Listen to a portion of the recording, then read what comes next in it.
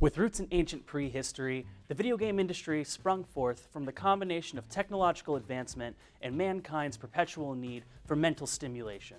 It would go on to become a dominating entertainment force, outgrossing the global film and music industries combined. Pokemon is the world's highest-grossing media franchise, having made somewhere between $90 to $100 billion since its debut in 1996. Grand Theft Auto V is the highest-selling single entertainment product in human history, having sold over 125 million copies and grossing $7.7 billion, more than twice as much as the highest-grossing film of all time. The rise of this industry has necessitated a rise in its advertising. In 2023, Nintendo was estimated to have spent over $168 million in advertising. Today, we're going to take a deep dive into the history of gaming, from ancient dice made of bone to the modern landscape and projected future of video games and tabletop gaming. Welcome to Promo Perspectives, a new show by Sage where we find unique ways to study the promotional products industry to give you, our distributors, enlightening ideas on how to grow your business. This episode is being filmed and streamed live from Sage's headquarters in Addison, Texas, and the video will be made available after the show so you can review what we covered today or pass it on to a friend who missed it.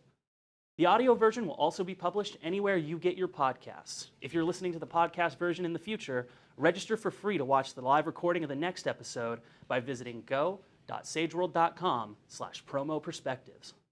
Today's show will last about 30 minutes. As you can see to the right of me, we have a live chat feature where you can engage with other viewers during the show, and Rebecca Brown is waiting to answer any questions you may have. Before we get started, let's make sure that chat feature is working. If you're watching this, I'd like you to let everyone know the first video game that you remember playing and what device you played it on. We're going to start this story out maybe a little further back than you expected. Instead of Xbox, we're going to talk about excavations.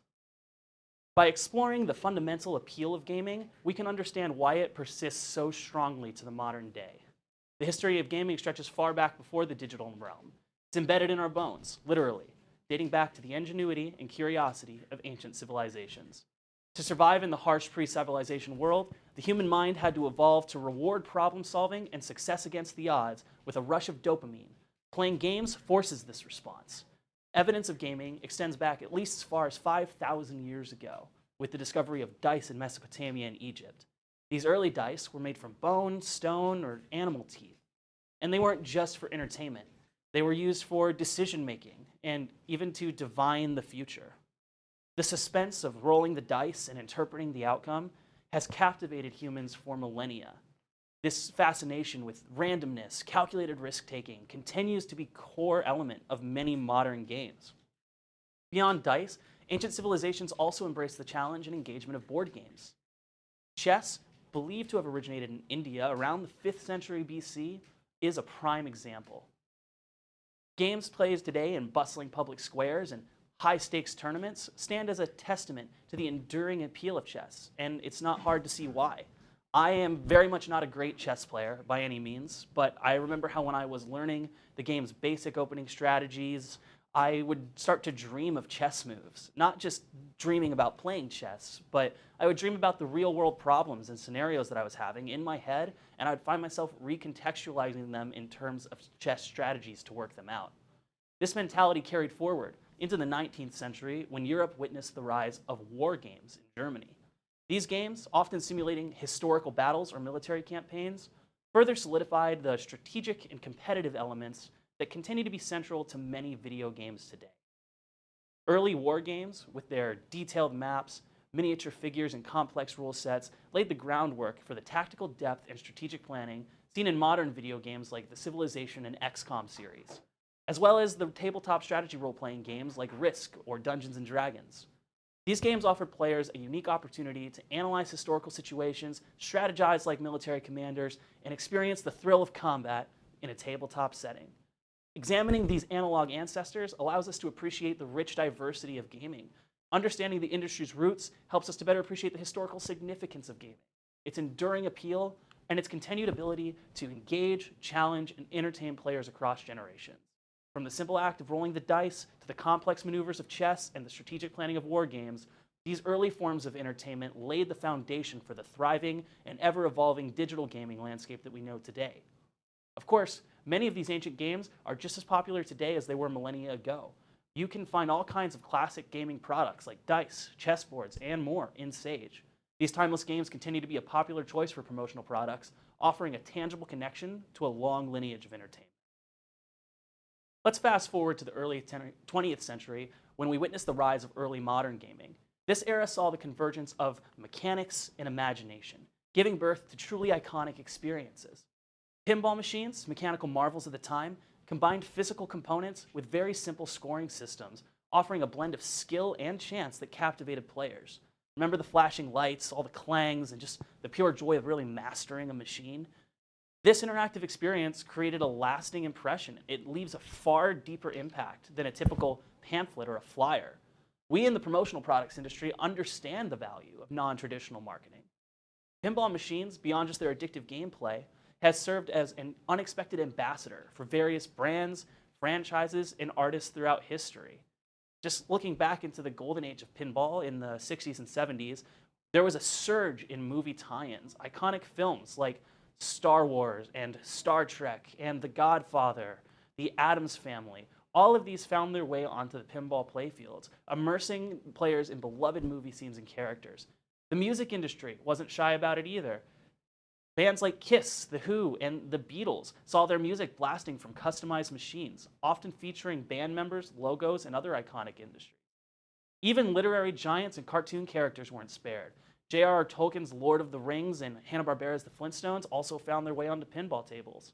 Even major companies like Coca-Cola, Pepsi, and M&M saw the marketing potential and created their own unique experiences. Now, of course, right now you're thinking, oh yes, that's so interesting. Yeah, I played pinball. Why do I care? It's not like I can sell custom-branded pinball machines to my clients. Well, you're a very argumentative, theoretical person that I just made up, but you would be missing the point, and you would be wrong. For example, this digital pinball console can be found in the Sage database, can be customized with pad printing, and can play over 2,500 different pinball games. Honestly, every time that I put together a presentation here at Sage, I surprise myself with the variety of products offered by our suppliers. Moving on, around the same time that pinball was taking the world by storm, board games experienced a significant boom. Classics like Monopoly and Scrabble emerged, offering accessible yet challenging experiences that brought families and friends together around the table. These games provided entertainment and fostered social interaction and strategic thinking. Just like pinball, board games eventually became prime targets for brand marketing. Monopoly's first custom board was a San Diego-themed game. This paved the way for a vast array of licensed games, transforming Monopoly into an immersive journey into different worlds where people could imagine buying and trading iconic locations from Star Wars or Star Trek, exploring the worlds of Pokemon and Disney. Monopoly offers licensed editions encompassing these and a wide variety of other themes, including national parks, popular cities like Las Vegas and New York, colleges and universities, sports leagues, NASCAR, even licensed editions from nonprofit organizations like the Boy Scouts of America, and corporations like Best Buy, FedEx, and UPS. I was in Walmart yesterday, and I saw a Plano, Texas-themed game of Monopoly. It's everywhere. And just as pinball had arose from the confluence of gaming and technology, soon true digital video games would follow suit. Believe it or not, Pong was not the first video game. To find the very first video game, we need to go all the way back to 1958. At this time, William Higginbottom, formerly the head of the electronics division on the Manhattan Project, worked for Brookhaven National Laboratory in Upton, New York. It was here where Higginbottom developed Tennis for Two. Like Pong, which would come later, the game was played with two controllers, and two players would twist the knobs back and forth to hit the ball over a small point of light that represented the net. This was the first digital game made strictly for entertainment purposes. It was a hit at the laboratory's annual public show, with Higginbottom stating that he couldn't get high schoolers away from the thing. They were obsessed. Turns out teens will be teens and always have been teens. While Tennis for Two would never see a commercial release, in the early 70s, Nolan Bushnell, co-founder of Atari, would task Alan Alcorn with a training exercise: create a virtual tennis game. It's debated to this day if Alcorn was aware of the Tennis for Two game, though he stated in interviews that he wasn't. It isn't hard to imagine that different people had a similar idea like this around the same time, as it's one of the simplest real-world game mechanics to recreate digitally. The first Pong prototype, installed in a local bar, Andy Capp's Tavern, quickly proved its magnetic pull. The game became a smash hit, with the bar's coin box overflowing from constant play. This unexpected success convinced Atari to manufacture the game commercially, marking the birth of the modern video game industry. Pong's success wasn't confined to the arcades. In 1975, Atari released a home console version of the game, marking another milestone. This allowed families to experience the thrill of Pong in their living rooms, further solidifying its cultural impact. Pong's immense popularity set off a gold rush for other companies to join in. Seeing dollar signs, manufacturers flooded the market with Pong clones. These games offered minimal variations on the original formula, they lacked innovation, and they lacked originality. The market became saturated with repetitive experiences. Even Atari themselves would continue to churn out Pong clones, neglecting the growing hunger for fresh experiences among players. And the quality of these clones was often poor, plagued by glitches and uninspired design. This, coupled with the lack of variety, led to consumer fatigue. Players grew tired of the monotonous gameplay, sought out more engaging experiences. Consumer confidence plummeted, leading to the very first video game industry crash. Retailers were stuck with unsold inventory. Many companies specializing in Pong clones went bankrupt. The 1977 crash served as a harsh reminder for the nascent video game industry. It highlighted the importance of innovation, quality control, and diversifying game genres. Before we see how video games recovered from this crash, let's take a look at another side of the gaming industry: tabletop gaming. Tabletop gaming is a cousin to the video game industry, the analog side of the coin that evolved from the same ancient influences. Technically, games we've already discussed, like chess, are the oldest tabletop games, but I'm talking more about the kind of tabletop gaming that we saw in the 20th century. The war games from the previous century were originally developed for real-world military training and strategizing, but they evolved into games like Risk and Dungeons & Dragons. D&D's origins lie in the creative minds of Gary Gygax and Dave Arneson in the early 1970s. Inspired by miniature wargaming and infused with elements of fantasy literature like Tolkien's The Lord of the Rings, they crafted a rule system that allowed players to create and embark on adventures in a world brimming with magic and monsters. The first edition of D&D was published in 1974 and quickly gained a cult following. It introduced several revolutionary concepts that continue to define RPGs to this day, such as collaborative storytelling. The game isn't just about a competition, it's about a shared narrative experience, guided by a dungeon master who acts as the narrator and rule keeper. Player creation is hugely important. Players craft their own characters on paper, choosing their race, class, abilities, and backstory. This investment in their character creates a deeper sense of immersion into the world that they're playing in. And dice mechanics. D&D utilizes polyhedral dice, d4, 6, 8, and etc., to resolve the actions and introduce an element of chance to the gameplay. The game has undergone several edition changes throughout the years, each refining the rules and introducing new elements.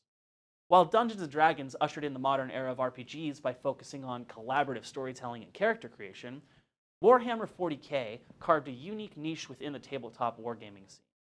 Unlike the high fantasy setting of Dungeons & Dragons, Warhammer plunges players into a dystopian future. While D&D emphasized storytelling and character development, Warhammer 40K leans heavily into strategic and tactical decision-making. Players build armies from a vast selection of meticulously detailed miniatures, representing the various factions vying for dominance. Warhammer 40K boasts a rich and ever-developing lore behind the game.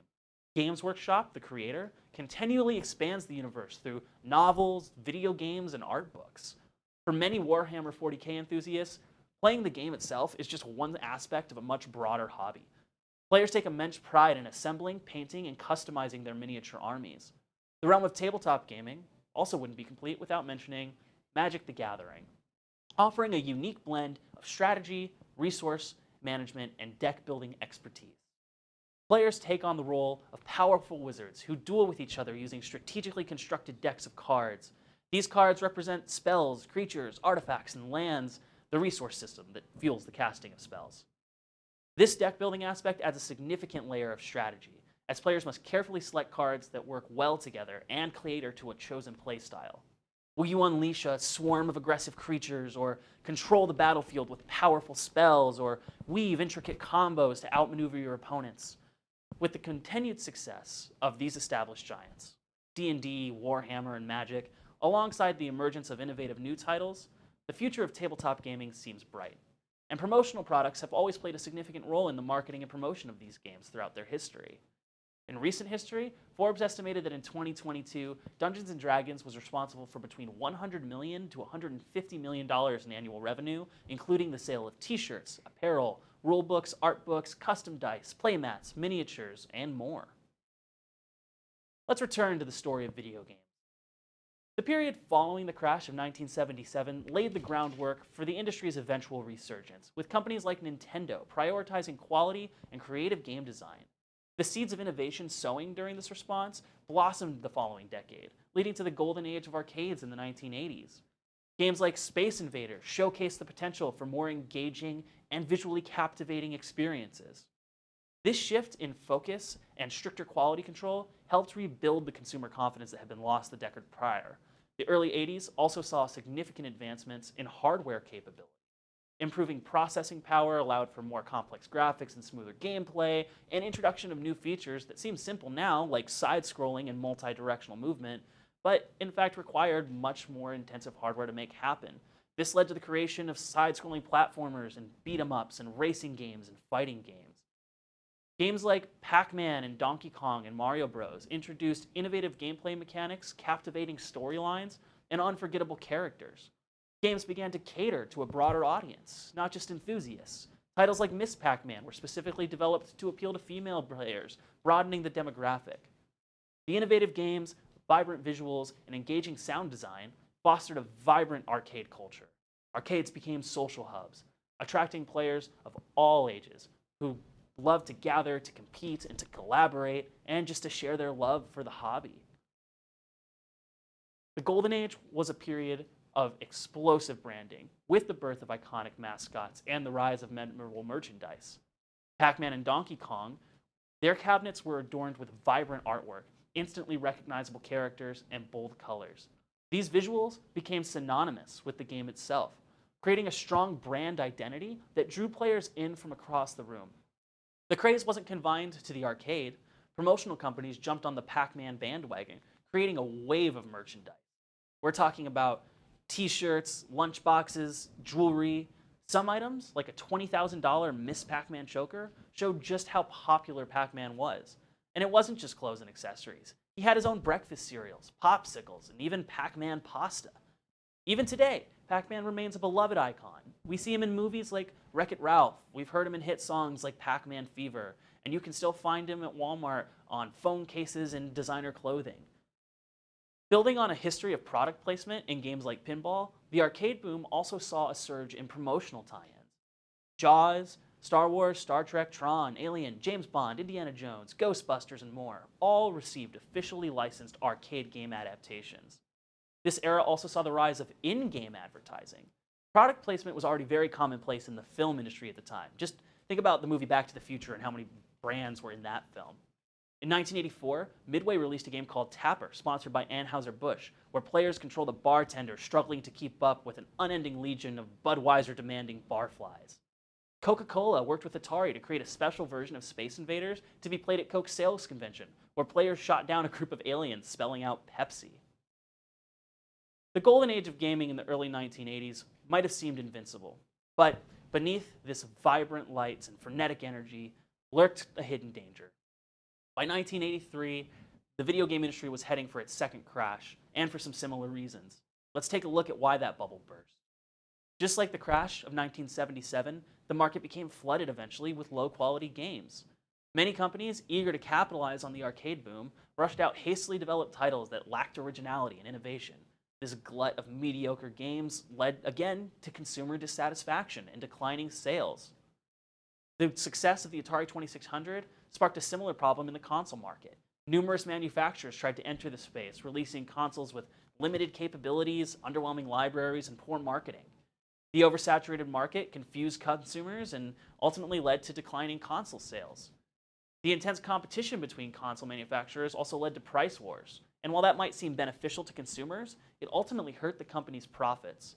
With these lower prices, a lack of innovation, manufacturers struggled to maintain their margins, leading to financial instability. The video game crash of 1983 was a harsh lesson for the industry. Many companies went bankrupt, and the North American video game market virtually collapsed. It would take a few years for the industry to recover, with companies like Nintendo once again coming in to lead the charge by prioritizing quality control, innovation, and a focus on creating a strong brand identity. And just like in the 70s, the crash of '83 was not the end of the video game industry, it was a turning point. There were lessons to be learned, and those lessons paved the way for a more sustainable and strategic approach to video game development and marketing. When the video game industry rose again, it was with the rise of the console. The frenetic energy and social atmosphere of the arcades in the '80s was undeniable, but a revolution was brewing in living rooms around the world. The seeds of console gaming, planted earlier with the Atari 2600, began to blossom, offering a more accessible and intimate alternative to arcades, and proving that the appetite for video games extended beyond the arcade environment. Companies like Nintendo entered the fray with the Nintendo Entertainment System in 1985. This console, its iconic controller, brought beloved arcade titles like Super Mario Bros. And Donkey Kong's into players' homes. The NES's successes ignited a console war, with Sega entering the ring with the Master System and later the iconic Genesis.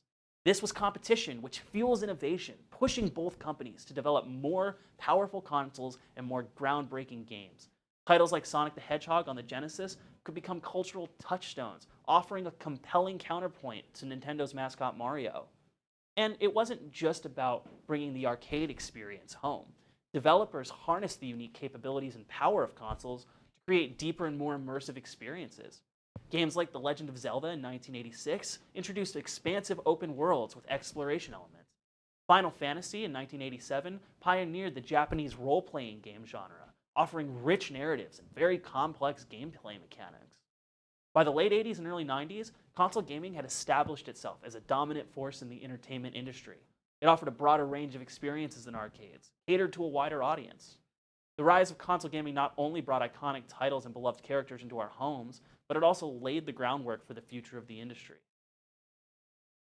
The 1990s witnessed a legendary clash of titans. It brought on the console wars. It wasn't just a battle of hardware, it was a marketing war, fought with eye-catching commercials and slogans and mascots. Let's dive into the key players in this battle. Nintendo was already the established leader, with the Nintendo Entertainment System and the Super Nintendo focused on family-friendly experiences. Their commercials showcased kids and families enjoying games together, promoting a sense of wholesome fun. Nintendo leveraged the immense popularity of Mario, their undisputed mascot, across all of their marketing efforts. Mario became a household name, instantly recognizable and synonymous with quality gaming experiences, just like Mickey Mouse was with animation. Nintendo slogans like "Power up your imagination" and "You've got a friend in Mario" resonated with young children and their parents, solidifying their reputation as the safe and fun choice for families.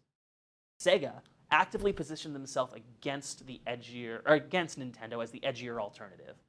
Their commercials often featured a more mature tone, appealing to teenagers and young adults seeking a challenge. Sega's mascot, Sonic, was a contrast to Mario. Sonic was cool and fast and rebellious. He embodied the challenger spirit and resonated with players seeking a different kind of gaming experience. Sega does what Nintendo don't was Sega's bold slogan, directly challenging Nintendo's dominance, portraying themselves as the more daring and innovative company. This aggressive approach grabbed attention and sparked conversation among gamers. Sony, a newcomer to the console scene with the PlayStation, positioned itself as the technologically superior option. Their commercials emphasized the PlayStation's advanced 3D graphics and processing power, appealing to gamers seeking cutting-edge technology. These contrasting marketing strategies had a profound impact on the console war, with Nintendo fighting for the family-friendly market, Sega trying to be their antithesis, and Sony with its focus on technology and mature titles. There was discussion and competition and renewed consumer interest in the video game market that continued to explode to the modern day. The console wars of the '90s weren't just about the processing power and the slogans, though. They really did lay the groundwork for what would come next: online gaming. Gaming started as a social activity in arcades. Then, it became a more solitary experience for one or two players at home. Now, it was ready to become a globally connected experience. The seeds of online gaming were sown in the early days of personal computers. Games like Ultima Online and EverQuest in the late '90s offered players the ability to connect to virtual worlds and interact with others online. These massive multiplayer online role-playing games laid the foundation for the online gaming phenomenon. While PCs were the initial pioneers, consoles eventually joined the online fray. The true turning point arrived with Sony PlayStation 2, launched in 2000. PS2 wasn't just powerful, it was internet ready. This, coupled with the rise of broadband internet, provided a smoother and more robust online experience. And it wasn't just about MMOs. First-person shooters like Halo on the Xbox and online strategy games like StarCraft broadened the online gaming landscape. Furthermore, the development of online gaming services like Xbox Live and PlayStation Network fueled the fire by offering dedicated servers, streamlined matchmaking, and a sense of community. Online gaming wasn't just about playing the games. It fostered the rise of eSports, with competitive gaming becoming a spectator sport, and online communities bloomed, allowing players to connect and share these experiences across the globe. New revenue models emerged, like microtransactions, transforming the ways that games were monetized. Let's talk about the gaming landscape today and what it means for us. Today, the landscape is a vibrant ecosystem teeming with passionate players and a wealth of marketing opportunities. We'll talk about these top 3 trends here. Competitive gaming, or esports, is no longer niche. Professional gamers are celebrities, with tournaments attracting millions of viewers online and in sold-out arenas. For marketers, this presents a golden opportunity. Sponsorships with teams and players offer brands valuable exposure to a highly engaged audience. Many colleges and even high schools today have esports teams. These teams present a similar opportunity to promotional product distributors as any other school sports teams, with custom jerseys, lanyards, mousepads, and phone cases as examples of common products that are a perfect fit for the subsection of the gaming industry. Moving on, live streaming platforms like Twitch and YouTube Gaming have created a new generation of gaming celebrities, streamers. The new tools and monetization options with these platforms allowed many individuals to make a full-time career streaming themselves playing video games. Their charismatic personalities build massive communities around their gameplay, offering a unique blend of entertainment and community. Streamers can present a very unique partnership opportunities for distributors as well. Streamer followings are incredibly loyal, creating a built-in customer base for branded merchandise. The variety of streamer content, from casual playthroughs to competitive esports, allows you to target specific demographics when building these partnerships. Promotional products can be a fun way for streamers to connect with their audience and generate additional income. The mobile gaming market is another juggernaut in the modern landscape. Smartphones offer a constantly connected way and strong processing power that can rival some platforms, making them a go-to gaming system for all ages. The mobile boom presents marketers with a unique opportunity for micro-targeted advertising and in-app purchases. These trends are all interconnected. Esports viewership fuels streaming popularity, and mobile games can act as gateways to more hardcore gaming on consoles or PCs. Marketers who understand these connections can develop holistic strategies that reach gamers across different platforms and touchpoints. The key takeaway? The gaming landscape today is not just about selling games anymore. It's about building communities and fostering engagement to create long-lasting connection with a passionate and influential demographic. I wanted you to take away this point. The video game industry itself has succeeded when it was fueled by innovation and crashed when innovation stagnates. When the video game industry does succeed, it does so on a huge scale, creating very profitable opportunities for those in the industry and in the marketing industry surrounding it. Likewise, those marketing attempts do best when they are innovative and creative.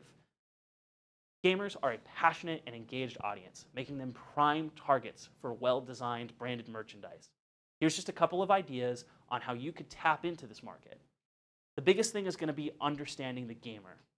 From a demographics perspective, gamers are a very diverse bunch, but the core audience skews young, tech-savvy, and brand-conscious. So you need to foster with the passion and community.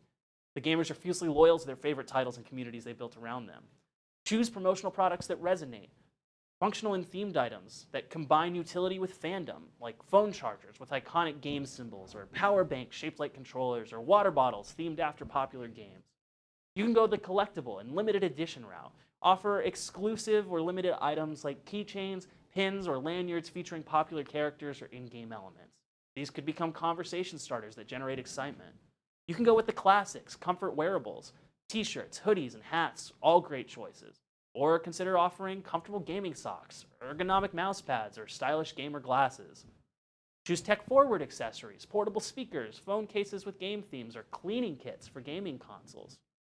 Form partnerships with eSports teams and streamers. Their culture is huge and only growing. These kinds of partnerships with popular teams and streamers allows you to leverage their influence to reach a targeted audience, offer co-branded products, sell things in an online store, or sponsor giveaways. Just remember that quality matters in this industry. Cheaply made items will leave a bad impression. Use high quality materials that can withstand the wear and tear of gamers' everyday use. And the relevance is key. Don't just slap some random gaming logo on the product.